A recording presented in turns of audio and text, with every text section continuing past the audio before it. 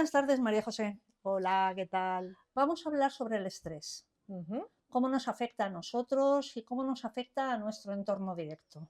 muy bien. Vale, ¿por qué me siento tan agotado todo el tiempo?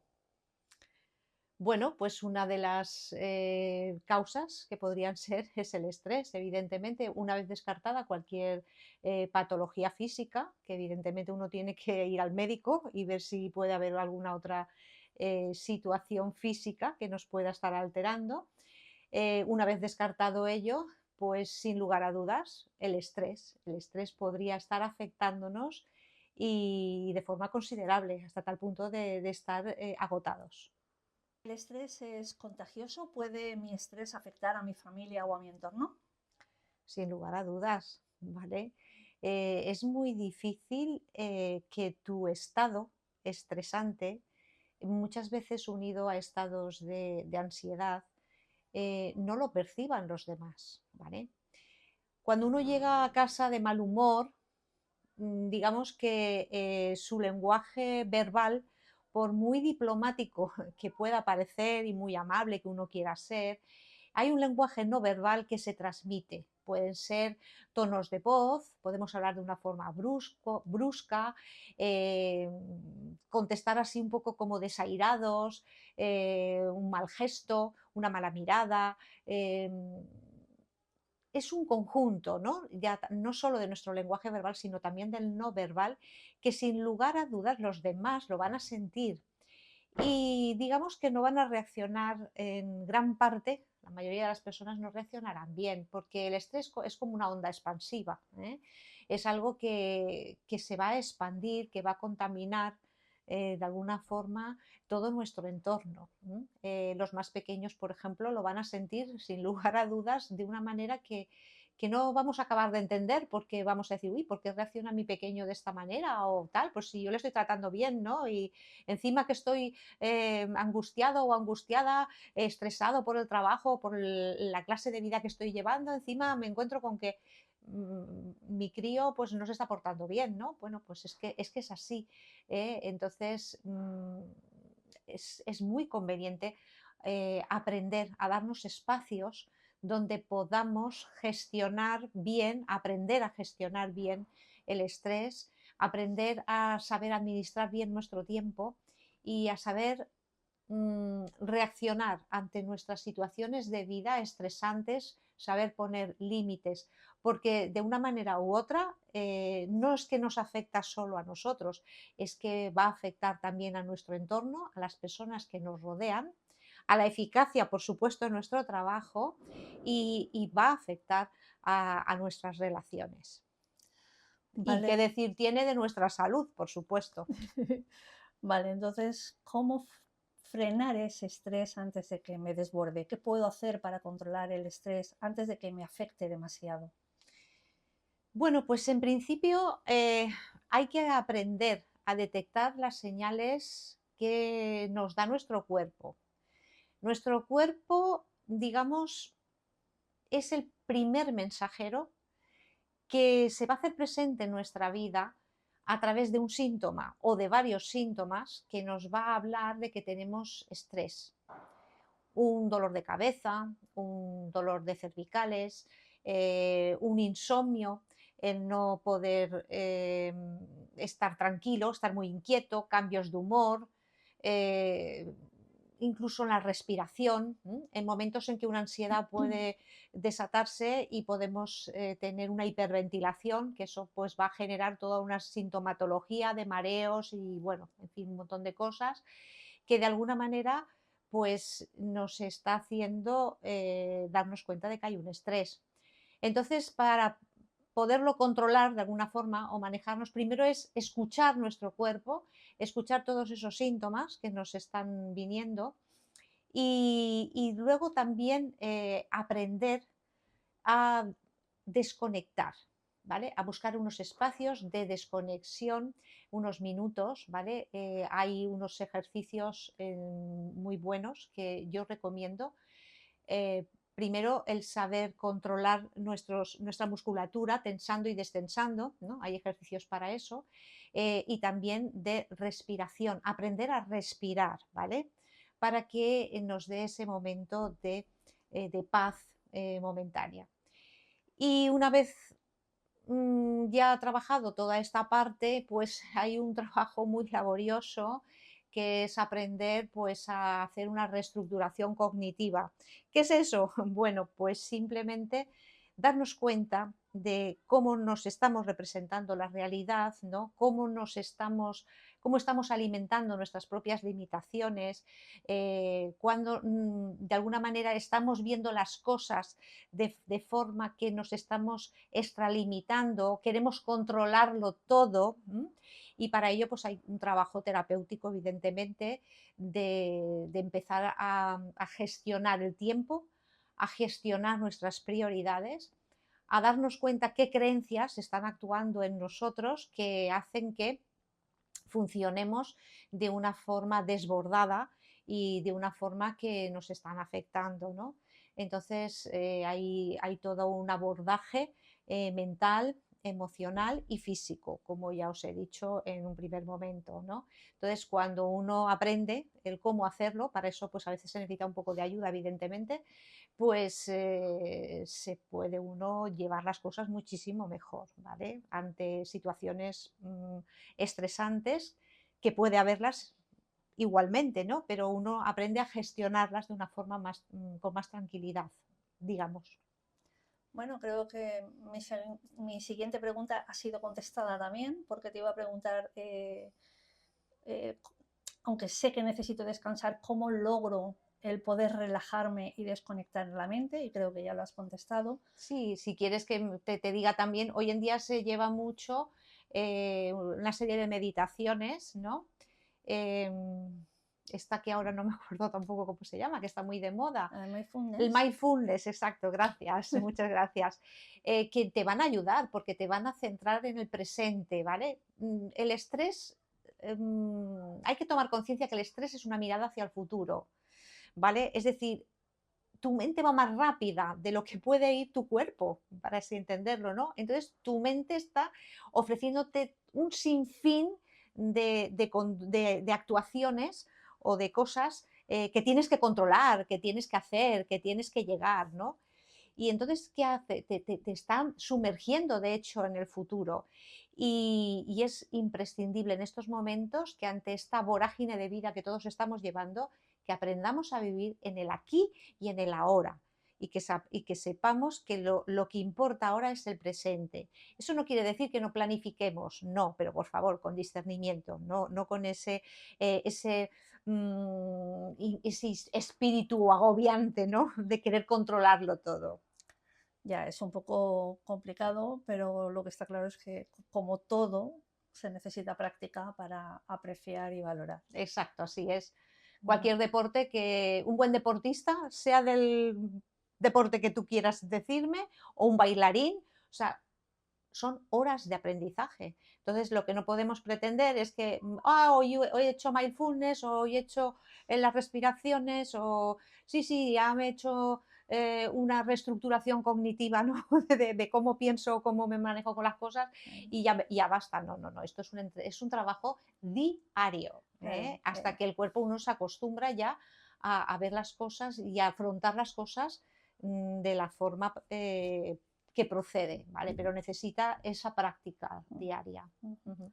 ¿cómo podría enseñar a mis hijos a manejar el estrés?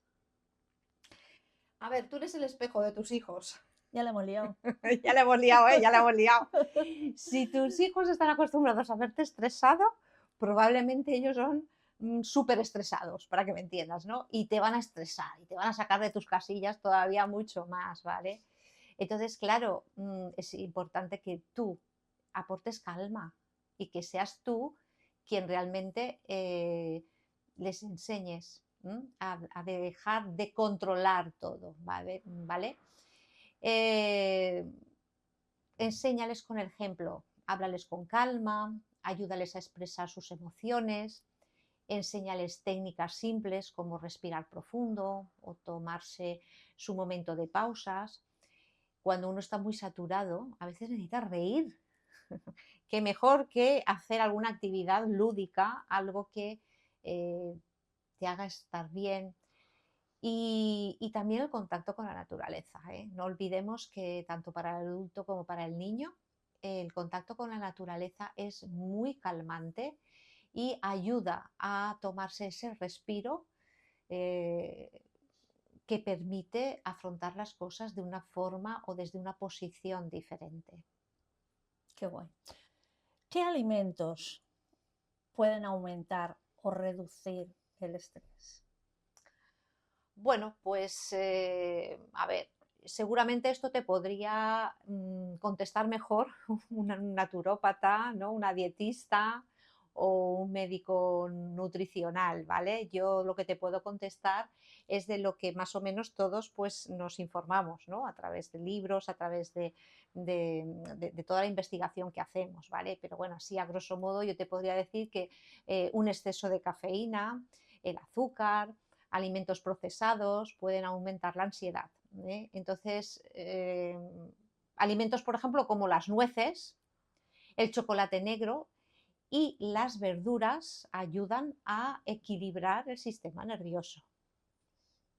Bueno, yo lo de el chocolate negro no lo tenía tanto incluido ahí, pero Está Sí, bien, sí, sí. sí. El estrés no me deja dormir. ¿Qué hago? ¿Cómo evitar que ese estrés me robe el sueño? Bueno, mira, yo te voy a decir varias cosas. Primero, que antes de dormir, evita pantallas y situaciones que te activen, ¿vale? Si te acuestas ya preocupado con un problema, te garantizo que vas a tardar en dormirte, porque le vas a estar dando vueltas y vueltas, ¿no? Esto quiere decir que en vez de querer controlar el problema y querer controlar el que pueda salir o no salir eso que estamos abordando en el problema, valdría más que controláramos es nuestro momento de descanso y cierro con llave y dejo de pensar, ¿no? Pero claro, esto también se tiene que entrenar, ¿no? Para parar un poquito esa mente, ¿no? Mientras tanto, pues puedes crear un ritual de descanso, ¿no? Pues una infusión, que las hay que te producen esa tranquilidad, ¿no? Hacer respiraciones profundas, meditar, es decir, cualquier actividad que tu cuerpo se vaya entrenando para entender que es hora de descansar, ¿vale? Mm. ¿Por qué todo me irrita últimamente?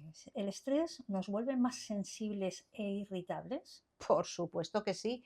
Y perdona que lo diga, pero es que nos vuelven más, eh, iba a decir más burros, pero bueno, menos inteligentes, ¿vale? Es decir, el estrés nos colapsa hasta tal punto que a veces no sabemos por dónde tirar, ni qué hacer, ni cómo resolver un problema, ¿vale? Porque se nos bloquean, ¿eh? Todas las salidas que podemos encontrar en un momento dado se nos bloquean, ¿vale?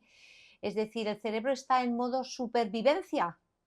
Y entonces, ¿qué ocurre también? Que cualquier cosa que nos ocurra la vamos a vivir como una amenaza. Antes de reaccionar, pues, respira hondo y date un segundo para pensar si realmente vale la pena, ¿vale? Hay una respiración que se llama la respiración abdominal, ¿vale? Donde pones la mano en el pecho y la otra la pones un poquito por encima del ombligo. Entonces cuentas la inspiración y tienes que sentir cómo la tripa se hincha un poquito con la mano derecha, la izquierda tiene que estar, que no se mueve. ¿Para qué? Para controlar que de alguna manera tu respiración está siendo abdominal, ¿vale? Entonces cuentas 1, 2, 3, inspiras, 1, 2, 3, sueltas, así, y haces un ciclo, ¿vale? De manera que con esa respiración abdominal pues pueda darte un poquito más de pausa y de respiro, y valga la redundancia. ¿Cómo físicamente puede afectarme el estrés? Bueno, pues mira, el estrés te puede generar problemas digestivos, acidez, incluso alguna intolerancia. Para ello, un buen ejercicio es comer con calma y elegir alimentos naturales, ¿vale? Te puede afectar. He escuchado, yo ya os digo, no soy médico, pero incluso dicen que puede hacernos engordar, ¿vale? ¿Por qué? Pues porque parece ser que que el cortisol que se libera con el estrés es una hormona que favorece la acumulación de grasa, ¿vale? Claro, ¿qué pasa? Que muchas veces, fíjate que utilizamos la comida como un mecanismo de defensa o de consuelo, más bien diría yo, ¿no? Es decir, tenemos estrés y mucha gente cuando tiene estrés come, ¿vale? Come, ¿por qué? Porque de alguna forma ese vacío que le produce el no poder tener aquello que tiene porque tiene que estar ocupándose en algo que a lo mejor no desea, lo compensa con la comida. Hay otras personas que se les corta el apetito también. Es decir, el estrés puede manifestarse de muchas maneras. ¿Puede afectar el corazón? Pues también. Pueden haber presión en el pecho. De hecho, la ansiedad, por ejemplo, que está producida por el estrés, puede producir esa presión en el pecho, ¿no? El tener un cansancio constante, pues también puede influir, ¿vale? Entonces, en tal caso, sea cualquier sintomatología, necesitas parar, ¿vale? Y tienes que hacer algo, tomar acción, como sea, para parar. Bien, o busca ayuda con alguien, un psicólogo, un terapeuta, un coach que te puedan ayudar. Aparte de si puedes hacer mindfulness, yoga, cualquier ejercicio que de alguna forma a ti te pueda ayudar a reducir el estrés, ¿vale? Sería Disculpa, interesante. discúlpame que te corte. Has dicho un coach como tú, ¿no? Porque tú te dedicas también Sí, a sí, ello. sí, sí, sí, claro que sí. Ah, Eso es importante. A través de nuestro ejercicio de coaching utilizamos muchas estrategias, muchas técnicas para trabajar el estrés, claro que sí. ujú. Aparte de dar una información psicoeducativa, que es súper importante, porque fíjate, cuando yo siempre en mis cursos, por ejemplo, he dicho que en mi época, que ya tengo mis años, ¿no? Cuando el coche que yo conducía se me estropeaba, pues en aquella época se levantaba el capó, se miraba si era el aceite, si era el agua, si era esto, si era aquello. Yo desde luego de eso sabía poco, ¿no? Pero tenía quien me lo miraba y tal, ¿no? Entonces, claro, conducir un coche que realmente no sabes cómo funciona la mecánica, pues a veces requiere tener información de esa mecánica, ¿no? Entonces, en cualquier intervención terapéutica que se pueda hacer con una persona cuando se está trabajando el estrés, es necesario también que haya un lado psicoeducativo, es decir, que la persona sepa qué está produciendo el estrés, cómo desencadena esa situación de estrés, ¿no? Cómo puede redirigirla. Y para ello es necesario entrar a trabajar mente y sentimiento, es decir, qué estructuras cognitivas están dando sostén a esa imagen o a esa representación mental que me hace generar estrés, ¿no? O qué hábitos, ¿no? O creencias limitantes me están llevando a hacer cosas sin control y que de alguna manera me están generando estrés, ¿no? O qué hábito de control tengo en mi vida, en que todo lo tengo que tener súper, súper, súper controlado, ¿no? Entonces, es decir, hay mucha información que, aunque a veces sea pequeña, es importante que la persona que cuando trabaja el estrés lo sepa porque ayudar a conocer cómo es el funcionamiento de nuestro coche, en este caso nosotros, nos ayuda a poner solución ante cualquier avería, ¿no? Entre comillas, que pueda producirse. Entonces, además de esa psicoeducación, luego pues hay estrategias y herramientas que utilizamos para poder abordar el estrés, claro que sí. María José, ¿cómo dejar de preocuparme por todo? ¿Por qué algunas personas parecen vivir sin estrés y parece que son tan felices y otras no y nos cuesta tantísimo? Bueno, pues porque han aprendido a diferenciar lo que pueden controlar de lo que no. En lugar de gastar energía en preocuparse, fijaros que he dicho preocuparse, es decir, me voy al futuro de nuevo y me ocupo de algo que está por venir, pero encima quiero controlar que eso que está por venir esté perfecto en su punto, que salga todo bien, que no me pueda fallar nada. Es decir, claro, cuando uno está enfocado en todo este tipo de cosas, pues uno se estresa.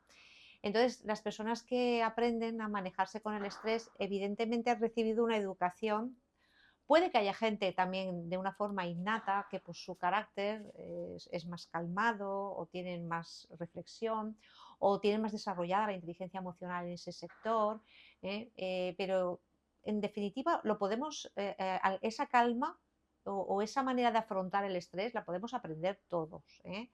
En definitiva es la manera de enfocarse en encontrar soluciones y sobre todo aceptar lo que no se puede cambiar y aceptar que el cambio es una constante en nuestras vidas y aceptar que hay cosas que no dependen de ti. De ti puede depender aquello que tú puedas tomar acción o el cómo tú puedes sentirte frente a algo. Pero hay cantidad de variables que están a nuestro alrededor que están influidas por otras personas o por otras circunstancias que no dependen de nosotros. Entonces, cuando uno es capaz de aceptar y aprende a fluir y ve que cada obstáculo, de alguna manera, es un aprendizaje, es un saber cómo no hacer las cosas y a lo mejor dentro de ese aprendizaje es aprender a saber estar, disfrutar con lo que hay y aceptar. Es lo que es y ya está, así de simple. Sí, así de simple. Y difícil, ¿verdad? Así de simple y difícil. Claro, porque yo creo que nos han enseñado desde muy pequeñitos a complicárnoslo siempre todo, a no ser naturales o a dejar de ser naturales, porque creo que en un inicio sí éramos naturales. Completamente de acuerdo contigo, Mariby. Ajá. Además, te voy a decir una cosa. Esto que yo puedo decir así de una forma tan alegremente, para mí es una constante en mi vida también. Quiero decirte que yo estoy aprendiendo esto constantemente. O sea, no penséis que esto se llega y ya, uff, qué bien, ya para... No, no, no. O sea, la vida es un aprendizaje día a día. Y día a día estamos afrontando desafíos de estrés, y más en el mundo en que vivimos, que tenemos tantos estímulos a nuestro alrededor, ¿no? Entonces, es un aprendizaje diario, claro que sí. Pues, por cierto, hay un nuevo nombre, ¿no? ¿Qué es exactamente el burnout? Bueno, Es algo que estoy oyendo últimamente y no termino de entender el significado de la palabra. ¿Qué tipo de estrés es o qué es? una terminología que se utiliza sobre todo en el mundo laboral, que significa estar quemado, ¿no? Es decir, cuando uno está ya tan harto, por decirlo así, como que uno que ha llegado ya al límite de lo que cree que se espera de él o cree que puede dar de sí mismo. Es decir, uno se siente tan agotado física y mentalmente que llega a perder la motivación y todo te pesa. Es una señal de que necesitas hacer cambios antes de que tu salud se vea afectada. ¿Cómo se produce esto? Pues ahora te lo voy a decir, un poco las fases en las que se produce este síntoma que va emparejado con el estrés, claro que sí. Entonces, ¿cuándo el estrés deja de ser normal y se convierte en burnout? Vale, tiene varias fases, ¿vale? En un principio se caracteriza porque hay un agotamiento físico y mental, ¿vale? Una sensación a nivel emocional de que uno ya no es capaz de ofrecer más de sí mismo, ¿vale? Por otra parte, hay una sensación de suspicacia o escepticismo que se caracteriza por el hecho de que hay una actitud distante hacia el trabajo, es decir, hacia la tarea que tiene que desempeñar, pero también hacia las personas que están en su entorno laboral y hacia el servicio que puede estar prestando a otras personas, incluso hacia los mismos compañeros. Bueno, y disculpa un poco la música que tenemos de fondo. No estamos en un coto privado de caza, ya os lo digo, sino que estamos en Fallas, en Valencia. Y toda esa musicalidad que escucháis por detrás son los petardos, ¿no? que se oyen. Bueno, nada, después de este lapsus, retomando un poco lo que me habías preguntado, que había hablado del estrés que se produce cuando llega ya a unos niveles altísimos y se manifiesta con el síndrome de burnout, había dicho que habían varias características que lo definían, ¿no? El agotamiento, la suspicacia o el escepticismo. Y también faltaba deciros un poco la ineficacia también es propia de este alto nivel de estrés, porque hay una sensación de no estar llevando a cabo debidamente las tareas, incluso de que uno no es competente en el trabajo. Este alto nivel de estrés se produce a veces por una excesiva carga de trabajo, por estar demasiadas horas, más de las reglamentarias, claro, trabajando, ¿no? También se produce a veces cuando hay cambios, cuando no hay cambios, mejor dicho, laborales en largos periodos de tiempo, ¿vale? Y la rutina, pues a lo mejor ha formado parte del trabajo de esta persona, o hay un exceso de responsabilidad o un escaso o nulo exceso de responsabilidad, ¿no? También a veces cuando la remuneración económica no es la apropiada, ¿vale? Entonces, claro, en este tipo de estrés se produce porque hay un desajuste muy grande entre las demandas laborales y los recursos que tiene el trabajador. Entonces llega a producirse pues, una respuesta crónica de preocupación, tensión, ansiedad y fatiga. Y claro, eso le hace entrar en una fase de agotamiento defensivo, ¿m? Donde hay cambios notables en la conducta de la persona, ¿vale? Porque puedes actuar como un robot o incluso de una forma cínica también. Entonces, fíjate a lo que puede llegar el estrés en el ámbito laboral también. Ya, pero igual no lo estoy entendiendo bien, ¿vale? Pero dentro de este tipo de estrés, del burnout, ¿entraría una persona, por ejemplo, que lleva 3 años buscando trabajo? Podría ser, O sea, que podría ser. podría ser tanto un punto, un extremo como el otro. Podría una persona quemarse de ver que no hay manera de conseguir trabajo, que lo necesita y que no puede, ¿vale? Pero de todas formas yo lo encasillaría más ya en un En el otro entorno lado, laboral, sí. Se habla dentro más del de cuando uno entorno. está ya en una tarea propiamente dicha, ¿vale? Vale, y dentro de ese estrés laboral, ¿cómo podría manejarlo yo? O sea, mi trabajo me estresa. ¿Qué puedo hacer para no colapsar, para intentar llevarlo de otra forma y no llevarme ese estrés luego también a mi vida cotidiana y familiar? Bueno, esto que me estás diciendo se requiere de una formación y una actuación directa con la persona, pero también, a mi modo de entender, requiere de una intervención por parte de la empresa, ¿no? O de la organización donde está el trabajador. Entonces me dices, ¿cómo? ¿Qué hacer? Bueno, pues requiere de una actitud preventiva por parte de la organización o de la empresa, ¿vale? Y esto se consigue pues dotando al entorno laboral de una serie de estrategias instrumentales, ¿vale? Que son la adquisición de destrezas, por ejemplo, destrezas que le ayuden a la persona a resolver problemas, a orientarse hacia las soluciones, a tener asertividad y a saber gestionar el tiempo. Pero también se necesitaría de unos programas que tuvieran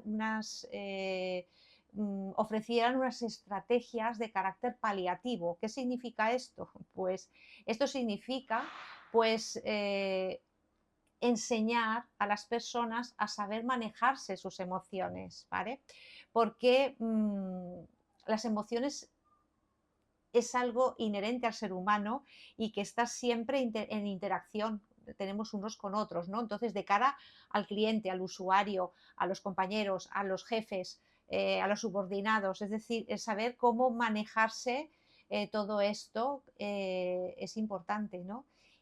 Unas técnicas de relajación en el que de alguna forma se permitiera la desconexión también entre el mundo personal y el mundo laboral. Ten en cuenta que muchas veces, ya que nos hemos metido en el tema del estrés laboral, a veces las personas traen problemas de casa al trabajo. Y eso, claro, también es importante. O sea, no solo que vayan con los problemas del trabajo a casa, sino de casa al trabajo. Entonces, claro, hay muchas cosas que tocar, ¿no? Y que hay que tener para mi modo de entender, después de trabajar en el ámbito psicoeducativo de la persona, se requiere una actuación directa con la persona, ¿no? Y luego también, pues, para mí yo pienso que es muy importante que toda empresa y toda organización haya un programa de apoyo social. Y eso quiere decir que eh, el trabajador sea visto, sea tenido en cuenta, que se estime sus esfuerzos, se estimen su colaboración, ¿vale? Independientemente de que a veces pueda ser más o menos atractiva, por así decirlo, ¿no? Entonces, eso también es importante y quizás los sistemas adolecen un poco de ese hacer saber a sus trabajadores que se les tiene en cuenta, ¿no? De alguna manera.